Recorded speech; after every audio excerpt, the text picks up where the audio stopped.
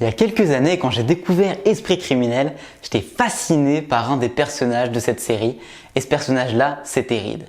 Et pourquoi j'étais fasciné par lui? Parce que j'étais fasciné par sa mémoire. Et 2h30 jusqu'à LA pour en commettre un En autre. conduisant un V8 en roulant à une moyenne de 130 km/h sans embouteillage, en prenant la I5 puis la 405 et la 10 Est, en sortant à la Ciénaga puis en prenant à droite sur Washington, en montant sur Vermont et en se faufilant jusqu'à Selma par les petites ruelles, ça peut se faire en 1h42 et il reste même un peu de temps pour des tacos. Waouh! Ouais. Mais c'est vrai que Reed, il a une mémoire assez spéciale.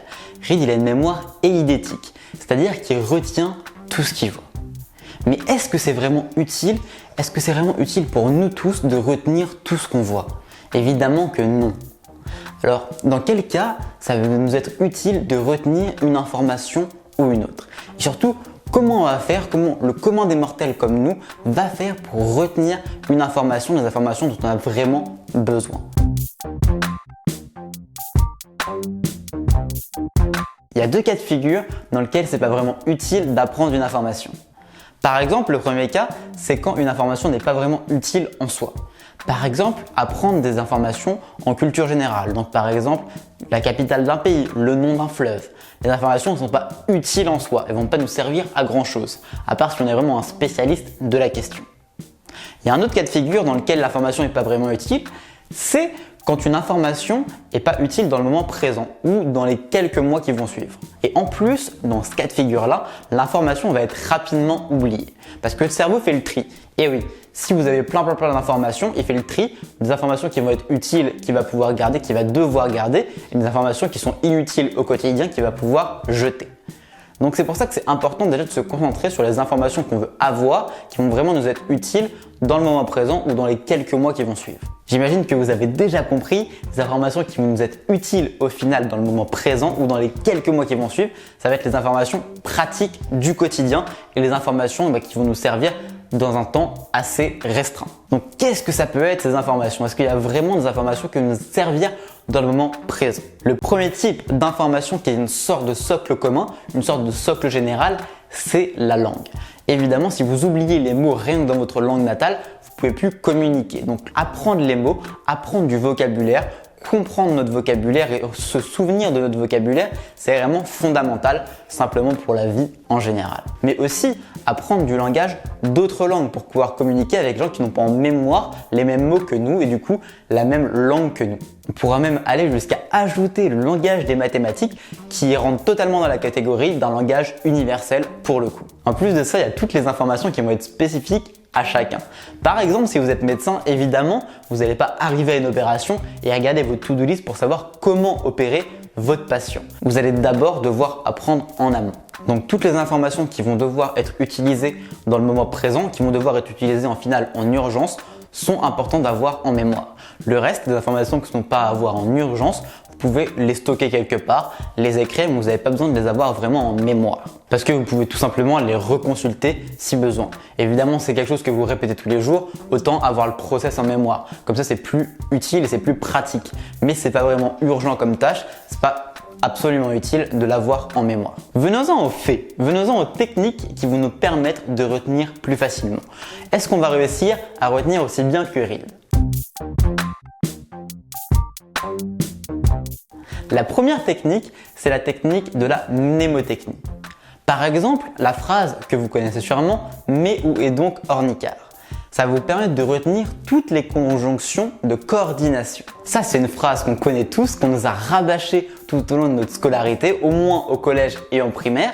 Et c'est comme ça qu'on a réussi à retenir cette phrase. Mais c'est pas uniquement par le rabâchage, c'est aussi parce que cette phrase a un sens. Et oui, parce que si vous donnez du sens au mot, c'est beaucoup plus facile de le retenir. Si vous donnez un contexte au mot, si vous donnez un contexte, une situation au mot, à la connaissance, c'est beaucoup plus facile de la retenir parce qu'elle sera utile. On aura l'impression qu'elle est utile. Votre cerveau vraiment aura cette impression d'utilité de l'information et c'est pour ça qu'il va la garder.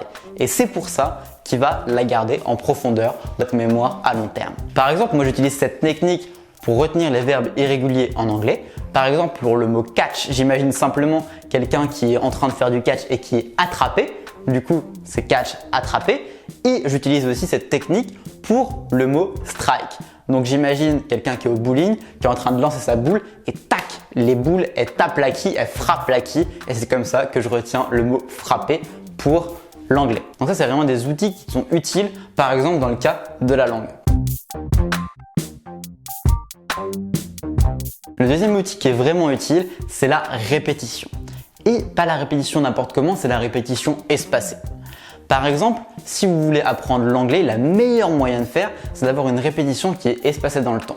Parce que la plupart des gens vont apprendre et au final se répéter les choses, alors que ce ne sera pas forcément le bon moment. Ça sera soit trop tard, parce que l'information sera déjà oubliée, soit trop tôt, parce qu'au final, on répétera la chose qu'on saura déjà. On va se répéter les choses, on va utiliser la méthode de la répétition alors qu'on n'a pas besoin tout de suite. Par exemple, pour l'anglais, il y a Mosalingua qui est top pour savoir quand il faut répéter l'information en anglais. Le dernier outil, il est vraiment créé en fonction de comment notre cerveau fait les connexions entre les mots, entre les connaissances. Notre cerveau, pour faire des connexions, il utilise simplement ce à quoi ça ressemble. Donc imaginons que vous avez la notion de conscience, vous la reliez à la notion de mental parce que c'est dans le même domaine, c'est dans le même thème. Et c'est comme ça que notre cerveau fonctionne. Il fait des associations de mots, de choses et c'est comme ça qu'il peut retenir simplement les choses. Du coup, on va utiliser la technique du mind map, c'est-à-dire qu'on va donner par exemple une grosse notion, comme la conscience ici, et on va la relier visuellement au mental.